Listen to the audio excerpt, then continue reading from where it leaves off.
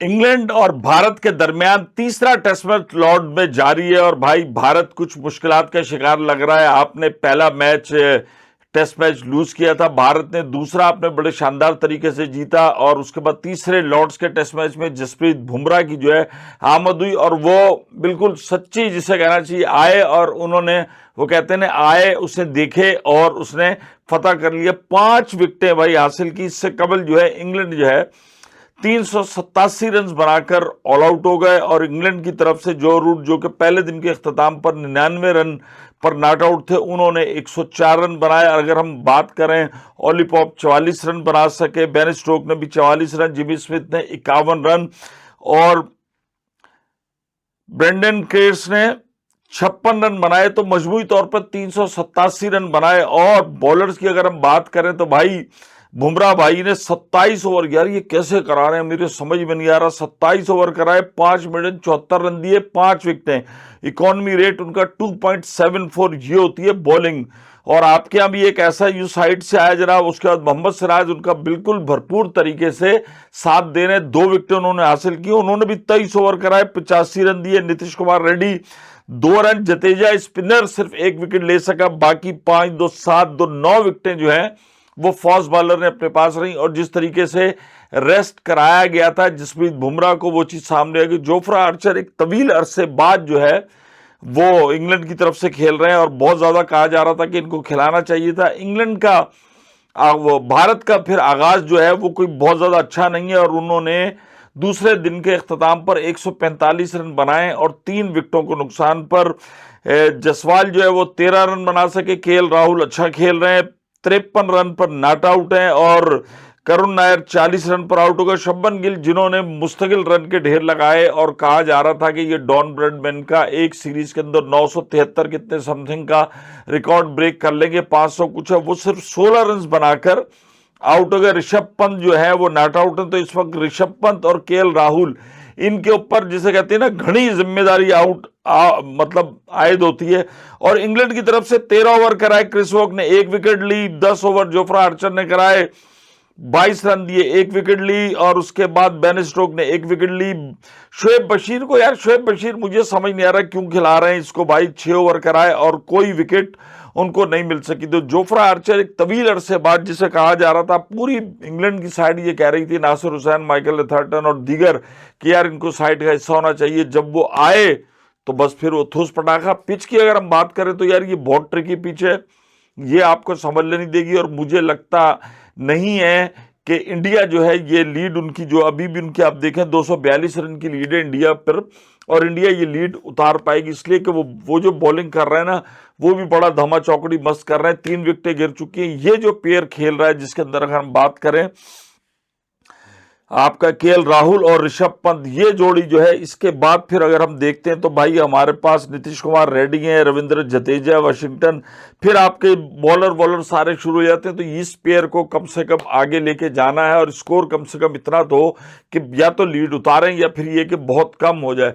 और तीसरा टेस्ट जैसे मैंने कहा था ये बड़ा डिसाइसिव मोड के ऊपर है। इसमें आप पिच ऐसी खतरनाक पिच हुई है ना कि उसने हुलिया बिगाड़ा है सबका, जिसे कहना चाहिए टपाक टपाक। और फिर भी इंग्लैंड ने तीसरे टेस्ट मैच में यह किया कि भाई उन्होंने टॉस जीता तो उन्होंने कहा कि भाई हम खुद जो है वो बैटिंग करेंगे। और जब बैटिंग की तो जाहिर बात है भाई फिर उन्होंने आपका रन्स। और अगर हम बात करें इंग्लैंड की, पहली विकेट जो है भारत की जनाब वो 13 रन पे गिरी, जसवाल आउट हुए। दूसरी विकेट जो है वो 74 रन पे गिरी, तीसरी जो है वो 107 पे गिरी।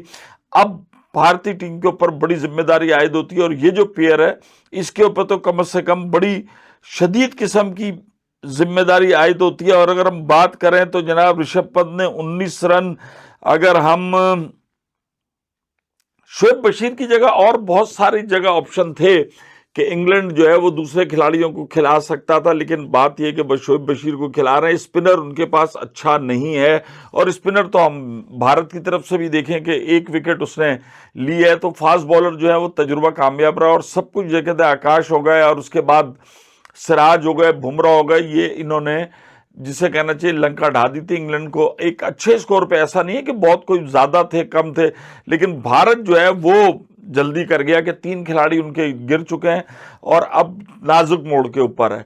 और सारी दुनिया तो ये अंदरूनी खाना तो कह रहे हैं कि यार ये पता नहीं भारत शायद हार ना जाए, लेकिन मुझे नहीं लगता। जिस तरीके से भारत जो है वो अभी सेकंड इनिंग है, फर्स्ट इनिंग है, शुभमन गिल 2-3, मसला ये होता है कि ऊपर के बंदे जब आपके स्कोर कर देते हैं ना, फिर वो आपकी हिसाब किताब बराबर हो जाता है। लेकिन बड़ी उम्मीद जो है वो मेरा भाई है आपको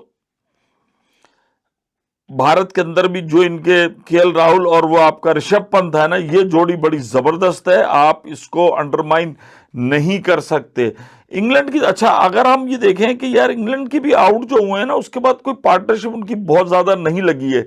जसप्रीत बुमराह ये है कि बड़ा इन्होंने अच्छे तरीके से किया है, और इकॉनमी रेट जैसे मैंने कहा कि यार आप देखो सबसे कम है, ऐसा ही नहीं कह रहे पूरी दुनिया में। अगर आप बात करें तो जनाब आकाशदीप का 4.0 और मोहम्मद सिराज का 3.61 और उसके बाद नीतीश कुमार का 3.64 और रविंद्र जडेजा का 2.41। तो इनमें निस्बतन अच्छा जो है वो जसप्रीत बुमराह का। और जसप्रीत बुमराह के मुतालिक पूरी दुनिया के अंदर जो कहा जा रहा है वो उन्होंने प्रूव किया है। अब भारत अपने पत्ते कैसे खेलता है, इस इनिंग्स को कैसे समराइज करता है, चूंकि प्रेशर तो है, पहले आपके ऊपर एक जीत का प्रेशर इंग्लैंड का है जिसको आपने दूसरे टेस्ट के अंदर रिलीज किया, और बहुत अच्छा दोनों टेस्ट मैच जो हुए ना उसमें दोनों ने दूसरों को ना आउट क्लास करके मारा है। मतलब पहले टेस्ट में इंग्लैंड ने 5 विकेटों से शिकस्त दी और हिसाब किताब बराबर कर दिया, और दूसरे में जनाब भारत ने जो है वो 300 कितने रन से शिकस्त दी। तो बड़े लंबे लंबे मार्जिन से खेले, लेकिन दोनों टेस्ट मैचेस में विकेट कोई बहुत ज्यादा अच्छी नहीं थी, लेकिन ये जो लॉर्ड्स की विकेट है ना, इसने थोड़ा सा सबको गिराया हुआ है। और ऐसी जगहों पे प्रैक्टिस करने के लिए भी पाकिस्तान का कैंप लगा हुआ है, गो के वो T20 का कैंप है। माइक हैसन वो भी बड़ी नई टेक्निक लेकर आए हैं कि यार वो घास के ऊपर करा रहे हैं, मतलब पिच पे नहीं करा रहे, तो उससे बॉल की जो मूवमेंट है ना वो बहुत ज्यादा अनएक्सपेक्टेड हो रही है। तो अभी 2 दिन का इनिंग हुआ है, और फिर अब बड़े अरसे से भाई वो ड्रॉ वाली कहानी तो चली गई है। टेस्ट मैच अब ड्रॉ नहीं होते। इंग्लैंड ने जो बेस बॉल की रखी थी ना वो अब काम आती है। वो इस तेज रफ्तारी के साथ और सब कुछ वो खेलते हैं कि भाई वो हिसाब किताब बराबर कर देते हैं। तो अब आप ये नहीं कह सकते इतना लंबा, अच्छा अगर ड्रॉ करने पे आता भी है तो भाई आप उतने रन बना लो, ऐसा हिसाब किताब लंबा होता है कि यार खिलाड़ी में इतना टेम्परामेंट नहीं है कि इतने लंबे लंबे इनिंग खेल सके और वो मैच ड्रॉ की तरफ जाए। तो बहुत अच्छी बात है कि टेस्ट क्रिकेट के अंदर जो है ज्यादातर अब मैचेस के नताए जाते हैं। जब नताए जाते हैं तो फिर उनमें दिलचस्पी बढ़ती है। और बात यह कि इंग्लैंड और ऑस्ट्रेलिया ये तमाम नेशंस ऐसी हैं कि जहां पर क्रिकेट, टेस्ट क्रिकेट को आज भी उसके चाहने वाले हैं। और इंग्लैंड में तो फिर आपको खास तौर पे जाके पता चलता है कि कितने इसके चाहने वाले हैं और क्या हैं। अब दूसरी तरफ यार बड़ी बातें इस किस्म की हो रही हैं भारत के अंदर भी। अभी तक जो है वो रोहित शर्मा और विराट कोहली की यार इनको टेस्ट साइड के अंदर होना चाहिए था, फिर भी यार आपके रवैयों से तंग आके उन्होंने रिटायरमेंट ले ली। अब आप मुझे बताओ कि आप क्या करें, या तो आप उनको खेलने देते। मैं बार बार कह चुका हूं कि यार हमारे मुल्क में और आपके मुल्क में ना ये बड़ा प्रॉब्लम होता है, ये ऐसे जो चढ़ते खिलाड़ी होते हैं ना एंड में उनके साथ ऐसा किया जाता है ना। अब आप ये देख लें, अभी कौन कहता है कि मुझे बताएं कि रोहित शर्मा और विराट कोहली नहीं खेल सकते थे। कम से कम यार विराट कोहली जो है ना वो खेल सकता था। बहरहाल मैच अभी ओपन है, भारत की पोजीशन निस्बतन थोड़ी सी कमजोर नजर आ रही है, लेकिन अब तीसरे दिन का जब आगाज होगा देखते हैं कि अगर ये ऋषभ पंत और दूसरे इनके जो है कुछ अच्छा स्कोर करने में कामयाब हो जाते हैं, लीड बराबर कर लेते हैं या थोड़ी ऊपर चली जाती है, फिर तो यह है कि बुमराह भाई भी कमाल दिखाएंगे और दूसरी इनिंग में हो सकता है शुभमन भाई दोबारा फॉर्म में आके सेंचुरी ठोक दें, तो 70 हो जाओ 60।